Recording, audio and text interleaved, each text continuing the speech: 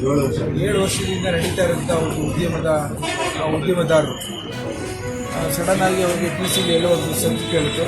ತದನಂತರ ಮೊದಲನೇ ಮಾಡಿ ಬೆಂಕಿ ಹತ್ಕೊಂಡಿದ್ದನ್ನು ಗಮನಿಸಿದ್ರು. ಇಲ್ಲಿ ಭಾಳಷ್ಟು ಜನ ಅವ್ರ ಎಂಪ್ಲಾಯೀಸ್ಗಳು ಅವರೆಲ್ಲ ಸಹಚರರು ಇದ್ದಂಥದ್ದು ನೋಡಿದ ತಕ್ಷಣ ಎಲ್ಲ ಏನಾದ್ರು ಮಾಡಿ ಅದನ್ನು ಬೆಂಕಿನ ಆರಿಸಲಿಕ್ಕೆ ಪ್ರಯತ್ನ ಮಾಡೋಂಥ ಸಂದರ್ಭದಲ್ಲಿ ಸ್ಮೋಕ್ ಎಲ್ಲ ರೀತಿಯಲ್ಲಿ ಎಲ್ಲ ತುಂಬಿಕೊಂಡಿರೋಂಥ ಹಿನ್ನೆಲೆಯಲ್ಲಿ 5 ನಿಮಿಷದಲ್ಲಿ ಇಡೀ ಬಿಲ್ಡಿಂಗ್ಗೆ ಬೆಂಕಿ ಆಹುತಿ ಆಗಿದ್ದಂಥದ್ದನ್ನು ಕೇಳ್ಪಟ್ಟೆ. ವಿಷಾದನೀಯ. ಇವತ್ತು ಯಾವುದೇ ಒಂದು ಉದ್ಯಮ ಮಾಡ್ಬೇಕಾದ್ರೆ ಸಾಲ ಸೋಲ ಮಾಡ್ಕೊಂಡು ಮಾಡಿರ್ತಾರೆ. ಮತ್ತು ಭಗವಂತ ದೊಡ್ಡವನಿದ್ದಾನೆ. ಇವತ್ತು ಯಾರಿಗೂ ಸಹ ಜೀವಹಾನಿ ಆಗಲಿಲ್ಲ. ಆದರೆ ಒಬ್ಬ ಹುಡುಗ ರಾಸಿಕನ ಹುಡುಗ ಎರಡನೇ ಮಾಡಿ ಮಲಗಿದ್ದನು ಅಲ್ಲಿಂದ ಫಸ್ಟ್ ಫ್ಲೋರ್ ಬಿದ್ದಂಥ ಸಂದರ್ಭದಲ್ಲಿ ಅವರಿಗೆ ಬೆನ್ನುಮೂಳೆ ಏಟಾಗಿದೆ ಅಂತ ಕೇಳ್ಬಿಟ್ಟು ಆಸ್ಪತ್ರೆಯಲ್ಲಿ ಚಿಕಿತ್ಸೆಗೆ ಅಡ್ಮಿಟ್ ಆಗಿದ್ದಾನೆ. ಇದು ಒಂದು ರೀತಿ ಇಷ್ಟು 5 ನಿಮಿಷದಲ್ಲಿ ಇಷ್ಟು ಬೆಂಕಿ ಆವರಿಸ್ತಿದೆ ಅಂತಂದರೆ ಇದರ ಕಾರಣನ ಏನು ಅಂತ ನಾನು ಫೈರ್ ಇಂಜಿನು ಮತ್ತು ಆಫೀಸರ್ಸ್ಗಳು ಮತ್ತು ನಮ್ಮ ಬೆಸ್ಕಾಂ ಆಫೀಸರ್ಸ್ಗೆ ರಿಪೋರ್ಟ್ ಕೇಳ್ತಾ ಇದ್ದೇನೆ.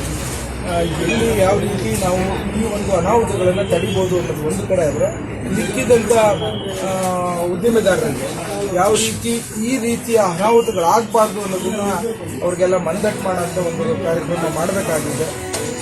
ಇದು ಒಂದು ರೀತಿ ನನಗೂ ಭಾಳ ದುಃಖ ಆಯಿತು. ಒಬ್ಬ ಉದ್ಯಮದಾರ ತನ್ನ ಬದುಕಿನಲ್ಲಿ ಹಣಕಾಸಿನ ವ್ಯವಸ್ಥೆ ಮಾಡಿಕೊಂಡು ಇಂಥ ಉದ್ಯಮವನ್ನು ನಡೆಸುವಂಥ ಸಂದರ್ಭದಲ್ಲಿ ಈ ಥರ ಅನಾಹುತ ಯಾರಿಗೇ ಆದರೂ ತಡ್ಕೊಳಕ್ಕಾಗಲ್ಲ.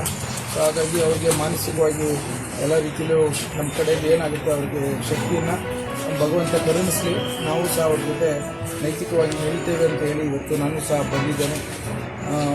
ಇದನ್ನು ನಮಗೂ ಒಂದು ಪಾಠ ಆಗಬೇಕು. ಏಕೆಂದರೆ ಪ್ರತಿಯೊಂದು ಅವಕಾಶದಲ್ಲೂ ಎಷ್ಟು ಒಳ್ಳೆಯದಾಗುತ್ತೋ ಅಷ್ಟನ್ನು ನಾವು ಜಾಗೃತರಾಗಿ ಬದುಕಬೇಕು ಅನ್ನೋದಕ್ಕೆ ಒಂದು ಪಾಠದ ವ್ಯವಸ್ಥೆ ಅಂತ ಹೇಳಿ ಇಷ್ಟಪಡ್ತೀನಿ. ಸರ್, ಇನ್ನೊಂದು ಫೈರ್ ಇಂಜಿನ್ ಬಂದಿದ್ರೆ ಸಾಕಷ್ಟು ಹೋಟ್ಲನ್ನ ಬೆಂಕಿ ಆರಿಸ್ಬೋದಾಗಿತ್ತು. ನಾನು ಅದನ್ನೇ ಕೇಳ್ತಾ ಇದ್ದೀನಿ. ನಾವು 15 ನಿಮಿಷದಲ್ಲಿ ಬಂದಿದೆ ಅಂತ ಹೇಳ್ತಾರೆ. ನಾನು ಅದು ಬೆಳಗ್ಗೆ ರಿಪೋರ್ಟ್ ತಗೊಂಡು ಅದ್ರ ಬಗ್ಗೆ ನಾನು ಕಾಮೆಂಟ್ ಮಾಡ್ಬೋದು.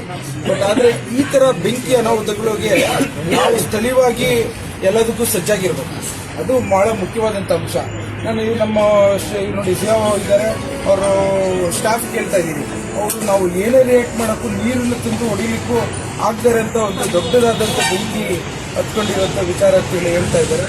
ಹಾಗಾಗಿ ಇದು ಎಲ್ಲರಿಗೂ ಒಂದು ಪರಿಪಾಠವಾಗಿ ನಾವು ಬದುಕಿನಲ್ಲಿ ಯಾವ ರೀತಿ ಈ ಒಂದು ಬೆಂಕಿ ಅವಘಡಗಳನ್ನು ತಡಿಬೋದು ಅನ್ನೋ ಒಂದು ಪ್ರಯತ್ನವನ್ನು ಮಾಡಬೇಕಾದಂಥದ್ದು ಭಾಳಷ್ಟು ನಮಗೆ ಕಲಿಯುವಂಥ ಒಂದು ವಿಚಾರ. ಇದ್ರ ಜೊತೆ ಇವತ್ತು ನಾನು ಅದನ್ನು ಅವ್ರು ಕೇಳ್ತಾ ಇದ್ದೀನಿ, ಏನಾದ್ರು ಇನ್ಶೂರೆನ್ಸ್ ಮಾಡಿಸಿದ್ದೀರಾ ಅಂತ. ಮಾಡಿಸಿದ್ದೀನಿ ಅಂತ ಹೇಳ್ತಾ ಇದ್ದಾರೆ. ಸೊ ಮುಂದಿನ ದಿನಗಳಲ್ಲಿ ಇದು ಯಾವ ರೀತಿ ಮಾಡೋದು ಅನ್ನೋದನ್ನು ನೋಡಬೇಕು. ಇತ್ತೀಚೆಗೆ ತಾಲೂಕಿನಲ್ಲಿ ಫೈರ್ ಆಕ್ಸಿಡೆಂಟ್ ಜಾಸ್ತಿ ಆಗ್ತಾ ಇದೆ. ಒಂದು ಮಿಷನ್ ಸಾಕು. ಬರ್ರಿ ಎಲ್ಲ ಬರ್ರಿ. ಪಾಪ ಹೆಂಗೆ ಗೊತ್ತಾಗ್ತದೆ ಜಾಸ್ತಿ ಕೊಡು. भारत माता की